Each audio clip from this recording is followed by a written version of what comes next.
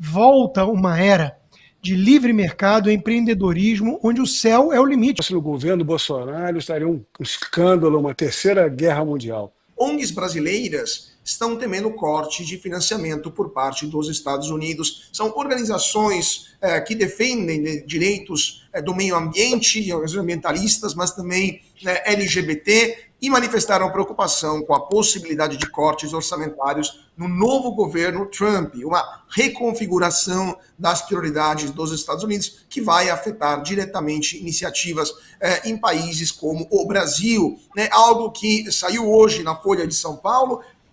Continuando o nosso raciocínio, mas se o Estado brasileiro sabe que isso acontece, sabe até de onde vem o dinheiro, sabe o que essas ONGs fazem. Uma vez eu me lembro, eu conversei com o general Heleno, e ele me disse que quando ele era comandante da Amazônia, havia ONGs que estavam na Amazônia com pessoas que estavam lá há mais de 5 anos e não falavam português, né, e tinham contato com os índios lá.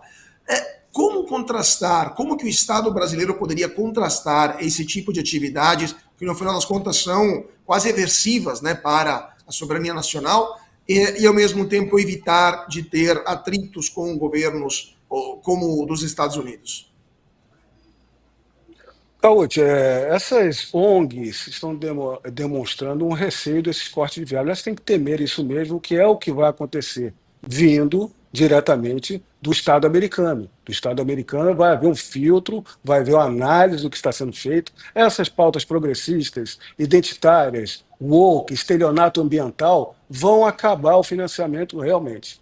Isso já é feito de muito tempo. Há um combate. No governo Bolsonaro foi tentado uma identificação, foi feita uma identificação. Há uma dificuldade de se blindar dessas ONGs trabalharem com investimento de fora para, se tiverem com um objetivo aqui interno, a gente não vê ONGs. Aqui para os menores, aqui de rua, a gente quase não vê. Mas para indígena tem de um montão.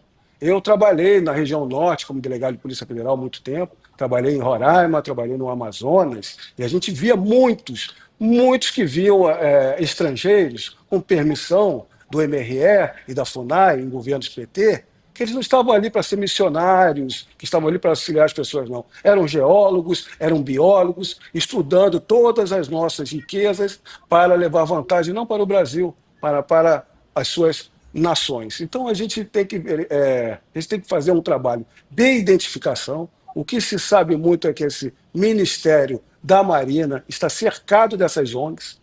Essas ONGs dominam o que está sendo feito de fiscalização e monitoramento de todo o território nacional.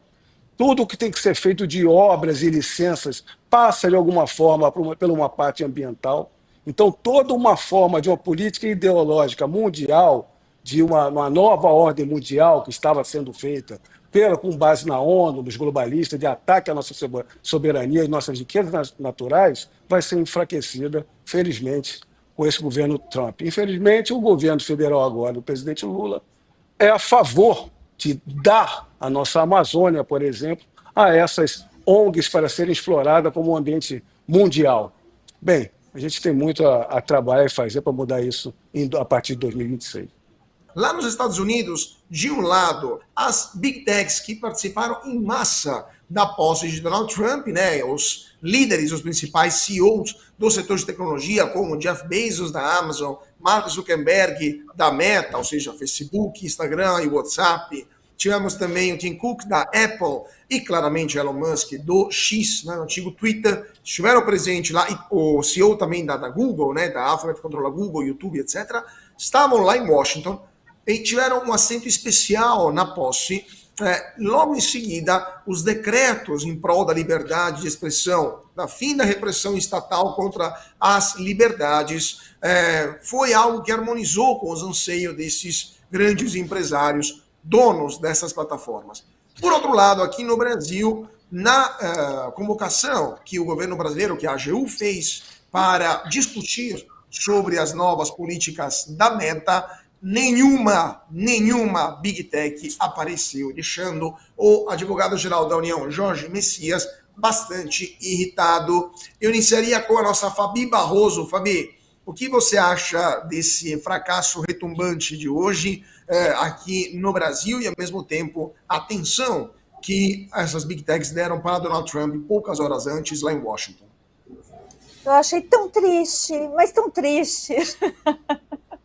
Preciso fazer uma ironia, porque realmente, cadê a ação de desvio de finalidade? A AGU não tem competência para isso.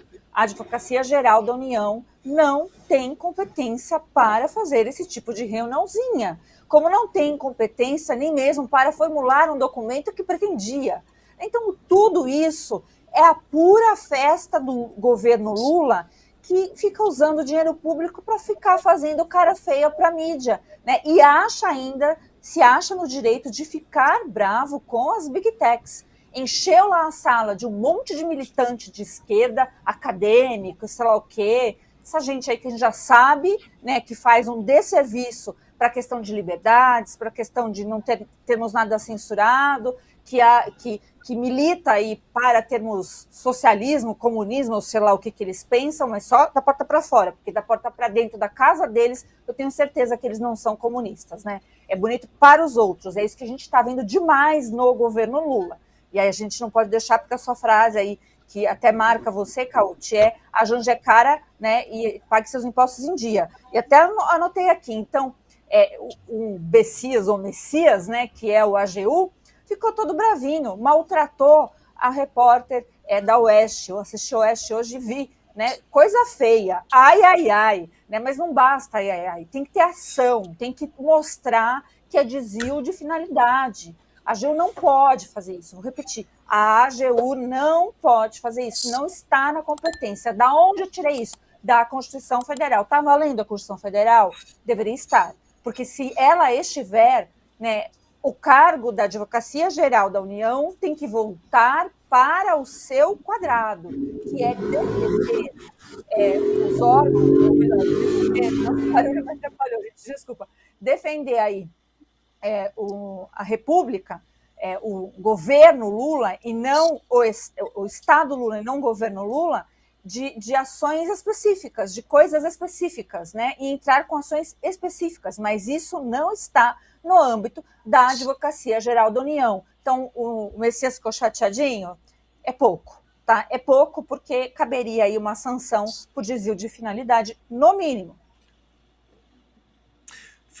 Eu acho que temos agora, obrigado, Fabi, temos já o nosso guerreiro da liberdade aqui conosco, o Rodrigo Constantino, está aqui conosco no Bradock. Consta, muito boa noite, prazeraço tê-lo conosco aqui no Bradock Show.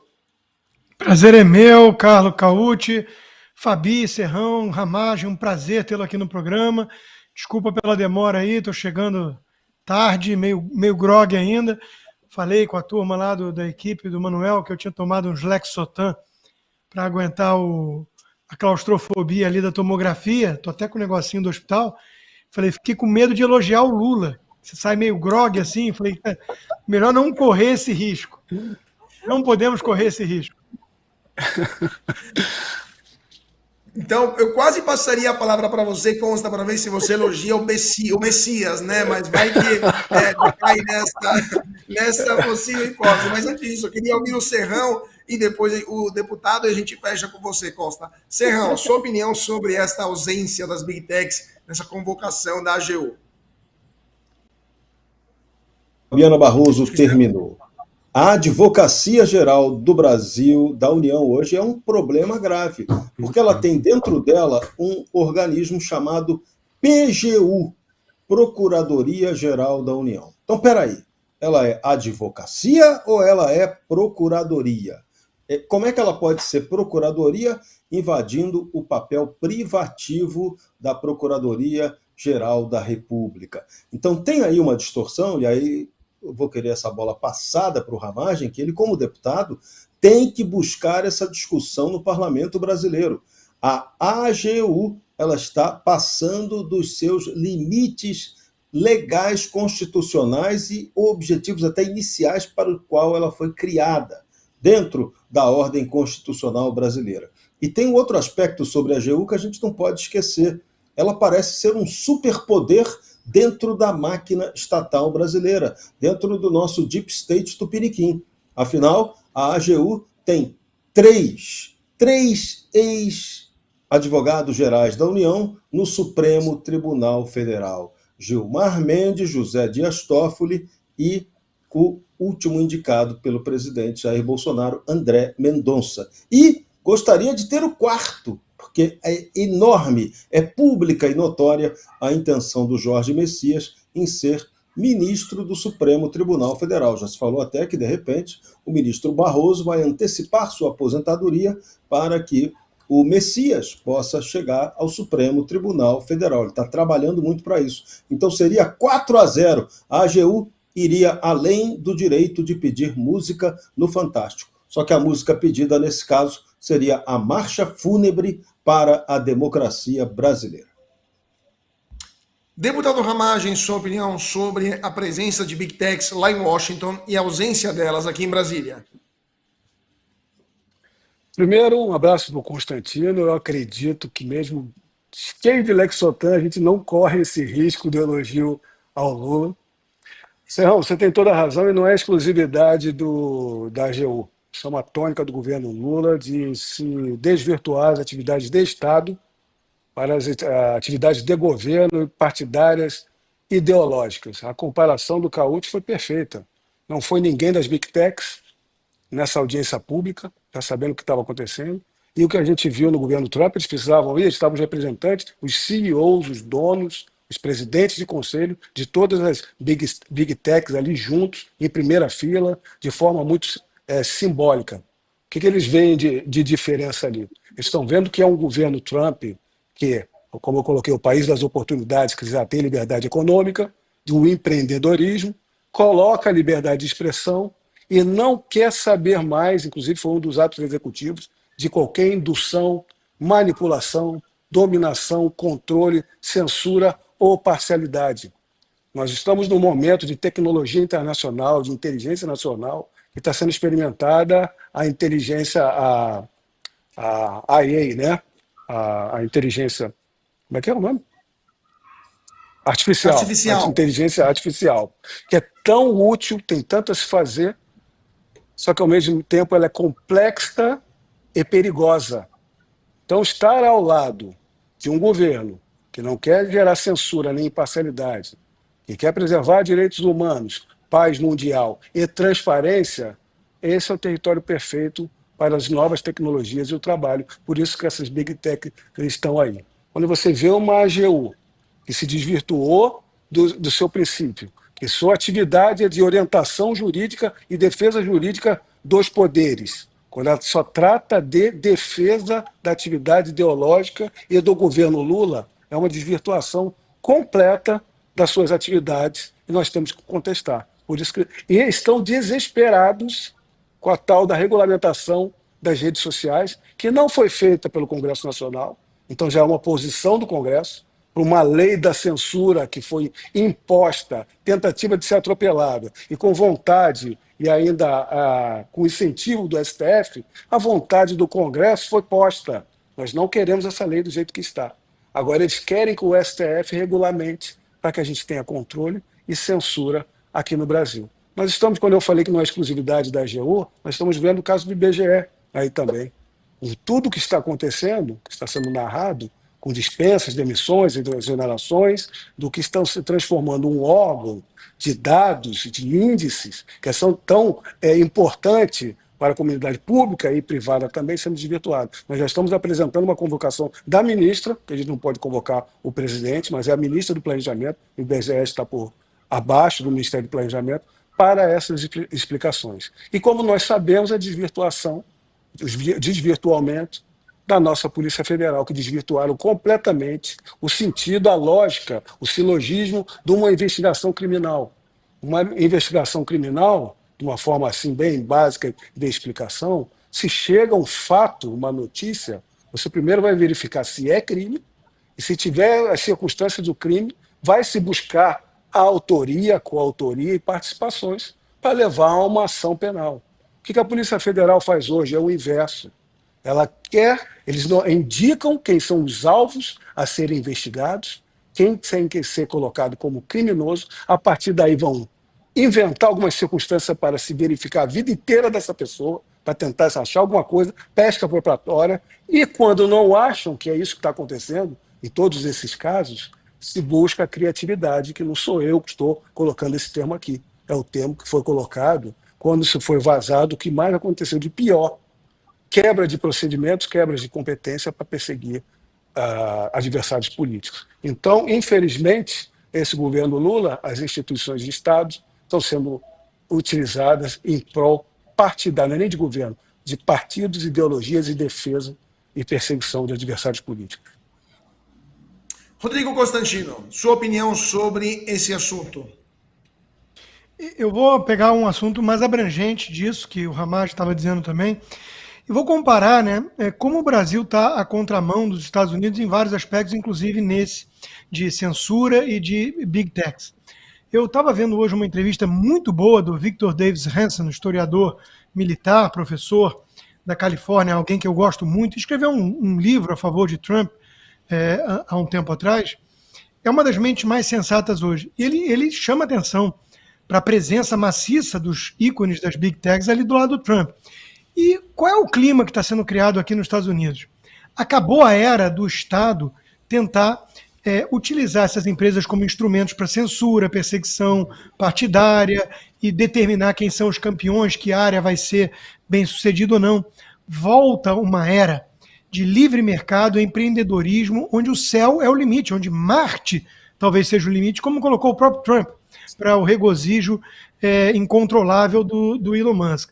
Quando está ali Jeff Bezos, Tim Cook, Elon Musk, Mark Zuckerberg, a Google representada, o CEO do JP Morgan elogiando o Elon Musk como se fosse o nosso Einstein da era moderna. Quer dizer, há um alinhamento geral dessa elite, né, financeira e de tecnologia nos Estados Unidos, dando uma guinada em relação ao passado democrata, porque eles estão entendendo que vai ser criada uma era, que o Trump está chamando de era de ouro, de liberdade de expressão, liberdade de empreender, com foco em resultados, sem você ter que ficar colocando cotas identitárias, eu tenho que contratar 18% de gay, índio, trans. Entrega resultado, meu amigo. Entrega resultado. Isso é um clima parecido à corrida para colocar o homem na Lua, lá atrás, né, durante uma Guerra Fria. Então, hoje existe o resgate do bom senso, desses valores americanos, da liberdade, do empreendedorismo, do foco nos resultados. Acabou o mimimi, acabou a palhaçada, acabou a ideologia que desvia ou desvirtua o foco naquilo que deveria estar. E o Brasil? O Brasil vai estribuchando, tentando preservar um resquício de um sistema oposto a tudo isso, né, que teve uma ajuda de governo americano, tudo leva a crer, e há denúncias, para intimidar nossas instituições e aceitar um resultado suspeito. E aí, desde então, o governo veio se aproximando do eixo do mal, querendo censurar tudo e todos. Quando não consegue no Congresso, normalmente não consegue, apela para o tapetão, que é a Corte Suprema, convoca as empresas de Big Tech numa linha de subserviência, nós mandamos, quem tem juízo obedece. Então, o clima no Brasil é o pior possível nesse sentido. Quando você faz uma análise comparativa, é gritante, salta aos olhos. Os Estados Unidos estão despontando agora com todas as condições de decolar e alçar um voo realmente de águia. E o Brasil? Prometeu chuva de picanha, está entregando carne vencida, né? A tática de... Eu nunca vi isso como economista. A tática de combater a inflação agora é alimento vencido, fora da data de validade. Acreditem numa coisa dessas. Todo tipo de aparelhamento das instituições, de abuso de poder. O Lula chamou o Trump de nazista, aí a realidade se impõe, né? Agora tem que falar que torce por uma gestão profícua. Será que bateu algum medo? Agora, a diplomacia do governo está articulando, está tentando ser pragmática, porque a Argentina está agindo. E a Argentina está agindo, e a Salesforce, uma das empresas grandes de TI, já anunciou 500 milhões de investimentos na Argentina. Então, as coisas vão andar, a água do rio vai na direção de quem tiver adaptado a essa nova agenda. Se o Brasil ficar amarrado nessas prisões ideológicas, nessas alianças nefastas com China, Rússia, Nicarágua, Cuba e Venezuela, não é é preciso ser um gênio para entender que isso vai custar muito caro para o Brasil, para os brasileiros, para os empreendedores brasileiros e, eventualmente, para todos nós, porque eu não descarto sanções econômicas. O Trump não está de brincadeira. O Trump vai premiar quem está do lado dele, quem está alinhado, e vai punir quem se mostrar obstáculo ao seu novo projeto. Para mim, Carlos, está muito clara essa análise e o tempo dirá. Queria pedir para o Cláudio mostrar aqui na tela sobre o projeto do governo de permitir a venda de produtos que estão prestes a vencer ou já estão vencidos até, né? A famosa xepa, que poderia ser usada para baratear os alimentos, segundo o governo. Eu queria um minutinho, realmente um minutinho de cada um, telegráfico, sobre esse caso, que acaba de ser divulgado, né? E com certeza nós falaremos mais nos próximos dias. Fabi Barroso, sua opinião sobre essa tentativa do governo de dar um baile, de triplar, aliás, a inflação. Bom, vamos explicar então rapidíssimo. Meu senhor e minha senhora, você aí, que já sabia que fazer o L é dar nisso, mas vai alertar agora seu vizinho que você sabe que fez o L, porque ele achou que ele ia comer picanha, ele achou um monte de coisa, estão propondo diminuir, né, o prazo de validade, ou melhor, aumentar o prazo de validade. Então, estão propondo para o povo brasileiro comer comida estragada. Né? Não tem cabimento num país tropical ainda, né, que tudo estraga com maior facilidade, nós termos isso. Fora que o SUS, se acontecer alguma coisa, imagine minha senhora e meu senhor, não é não? Remédio está mais caro também, então ninguém pode se dar o luxo de ficar doente no regime Lula. Então é isso, né? O regime Lula está fazendo essas barbaridades. Depois, quando ele vê que é impopular, ele vai falar, esse pessoal era muito louco. Não, foi medida proposta aí, infelizmente, como a gente acabou de mostrar, pelo governo Lula. Serrão, sua opinião sobre esta proposta ainda não oficial do governo Lula? Lula se supera a cada instante. Agora vem o estelionato alimentar.